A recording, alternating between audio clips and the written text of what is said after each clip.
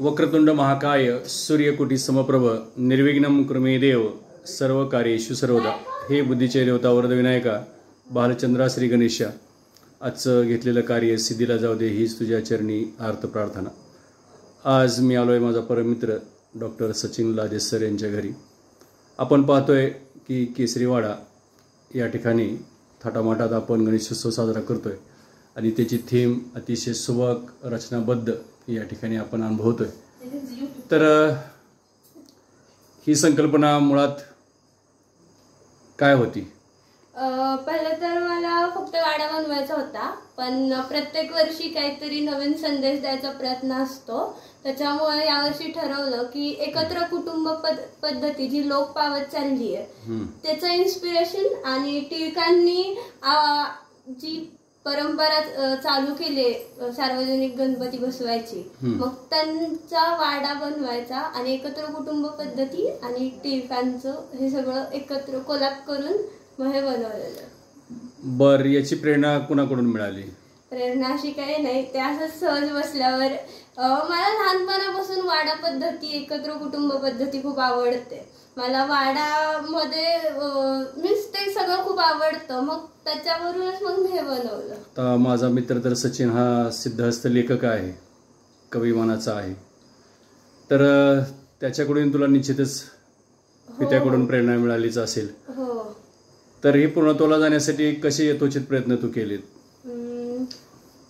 तरी काय म्हणजे बऱ्यापैकी तरी बाबा मम्मीनी गाईडलाईन्स दिला, हे असं कर ते तसं कर। आपल्या डोक्यात एक इमॅजिनेशन वेगळं असतं, पण बाकीच्यांनी न्यू जनरेशनच्या बाबतीत कसं आहे तुझं? आता हे नवीन जे आता पिढी आहे त्या पिढीच्या अनुषंगानं उपक्रम आपण राबवतोय, तर गणेशोत्सवाच्या निमित्तानं काय असावं काय नसावं याबद्दल तुला काय वाटतं? न्यू जनरेशन म्हणायला गेलं तर मी पण न्यू जनरेशनच आहे, पण एक असं सांगावं असं वाटेल की जे काही न्यूक्लिअर फॅमिली आपला जो कन्सेप्ट आलाय तो थोडा साईडला ठेवून एकत्र कुटुंब पद्धती, जुन्या पिढी परंपरा रूढी सगळ्या जरा स्वतः समजून वगैरे घेतल्या ना, मग थोडं पण आपल्याला पण हे होईल। कारण की प्रत्येक गोष्ट झेनझी करून चालत नाही, काही पारंपरिक रूढी परंपरा सुद्धा शिकल्या पाहिजेत। बर, आता आपण पाहतोय की अतिशय सुबक रचनाबद्ध अगदी आर्किटेक्चर सारखे तू या ठिकाणी राबवलेला आहे। 2 मजली वास्तू दाखवलेली आहे, अतिशय सुंदर ग्रहांची रचना आहे, स्थापना वगैरे व्यवस्थित सर्व इत्यंभूत या ठिकाणी तो दर्शवलेला आहे। तर यामागं तुला समाजाला किंवा एक दिशादर्शक युवकांना काय संदेश देता येईल? काय संदेश देशील युवकांना तू या गणेशोत्सवाच्या निमित्तानं? ह्या गणेशोत्सवाच्या निमित्तानं एकच सांगेल की जे काही आपलं 21व्या शतकात जे मी मगाशीपासून म्हणतीये एकत्र कुटुंब पद्धती, त्याच्यावरच जरा फोकस करा।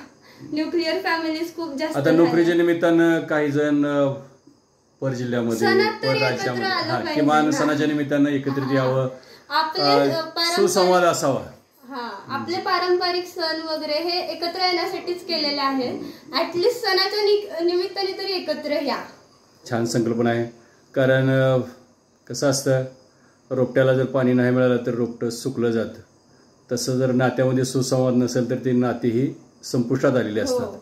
त्यामुळं तुझ्या मते ही नाती वृद्धिंगत करण्यासाठी, चांगल्या प्रकारची राहण्यासाठी समाजातील सर्व स्तरातील लोकांनी आपलं कुटुंब एकत्रित कुटुंब असावं, सण साजरे करता यावेत, एकमेकाचे सुसंवाद व्हावेत, त्यांच्या चालू घडामोडी त्यांना समजाव्यात, हा उदात्त हेतू ठेवावा असा तुझा मानस आहे। तर केसरीवाडा ह्याची निर्मिती करण्यासाठी तुला निश्चित किती कालावधी लागला? कसा अभ्यास केला तू?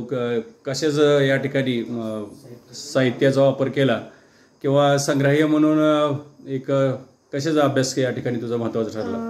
अभ्यास असं काही नव्हता, पण साहित्य बघायला गेलं तर घरात असलेले आपले बॉक्स वेगवेगळे कार्डबोर्ड्सचे आणि बनवायला जवळपास 20 ते 25 दिवस लागले। बराच कालावधी व्यतीत केला तू? हा, कारण की दिवसभर कॉलेज करून आल्यानंतर उरलेल्या टाइम मध्ये रोज 1 तास वेळ काढून बाप्पासाठी केलं आहे। आणि अभ्यास म्हणलं तर लहानपणापासून प्रत्येक रचना, प्रत्येक ग्रहाची रचना आहे या ठिकाणी आपण पाहतोय. तर ती रचनेचा अभ्यास कशा पद्धतीने तो अनुभवला, की प्रत्येक ठिकाणी काय असावं काय नसावं, किंवा ज्या योजना पूर्वापार होत्या त्याचाही तुला सखोल अभ्यास करावा लागला. कारण ही वाडा संस्कृती आहे आणि त्यामध्ये अगदी पूर्वापार पद्धतीचं आपलं पूर्वज जे राहत होते त्याची ही रचना आहे.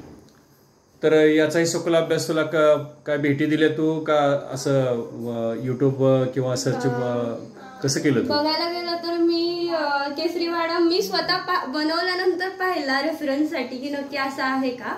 आणि काय नाही, हे पूर्ण इमॅजिनरी कन्सेप्ट होता माझ्या डोक्यात. आणि फक्त एक पुणेरी वाटावं म्हणून तिथे एक पुणेरी पाटी लावली. ऍक्च्युअली केसरीवाड्यामध्ये अशी पाटी नाहीये, बट ही माझी इमॅजिनरी पाटी होती. असू दे पुणेरी पाट्या ह्या गाजलेल्या असतात. एक विचारात संदेश दिलेला असतो त्यांनी. एक अभ्यासू चिकित्सक रचना असते. तर तसंच तू याची निर्मिती केलेली आहे. आणि सहकार्य कोणाचं भेटलं का तुला या वाड्याच्या निर्मितीसाठी? गायडन्स बाबांनी सांगितलं की पहिली गोष्ट, वाड्यामध्ये कधी एंटर केल्यानंतर किंवा आपल्या भारतीय संस्कृतीप्रमाणे कधी वाड्यात आल्यानंतर पहिलं असतं ते म्हणजे तुळस. सो त्यापासूनच आम्ही स्टार्ट केलं. आणि केसरीवाड्यामध्ये बैठकी खोल्याचं कुठं नियोजन काय? वरती आहे. ओके. तर खूपच छान रचना आहे. इंटिरियर डेकोरेशन अतिशय छान. पूर्वापार पद्धतीचा वाडा. आणि वाडा काय असतो आता आपण चित्रपटात पाहिलेला आहे किंवा मालिकामध्ये पाहतो, परंतु प्रत्यक्ष करताना काय अनंत अडचणी येतात. या सर्व तू पार करत या ठिकाणी सुंदर अशी केसरीवाडीची रचना या ठिकाणी सादर केलेली आहे. खऱ्या अर्थानं करता धरता हा मागेच राहतो. तसं तुझं केसरीवाडा गणेशोत्सव संकल्पना निर्मिती ही तू मनपृष्ठावरच ठेवलेली आहे. खरं तर हे मुखपृष्ठावर असायला हवं होतं. तर खूपच छान रचना एकंदरीत पाहिल्यानंतर एक चांगल्या प्रकारची अनुभूती या ठिकाणी येते.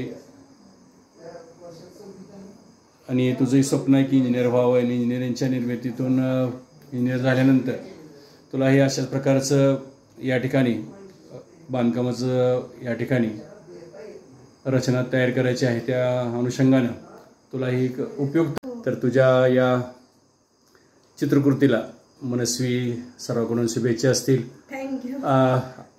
आणि गणेशोत्सवाच्या निमित्तानं अतिशय एक चांगल्या प्रकारचं तू स्ट्रक्चर या ठिकाणी उभा केलेला आहे. एक अभिमान वाटतोय की आपल्या एक मित्राची कन्यारत्न अशा प्रकारची एक थीम साजरी करू शकते. पुन्हा एकदा तुझे या ठिकाणी अभिनंदन करतो आणि थांबतो.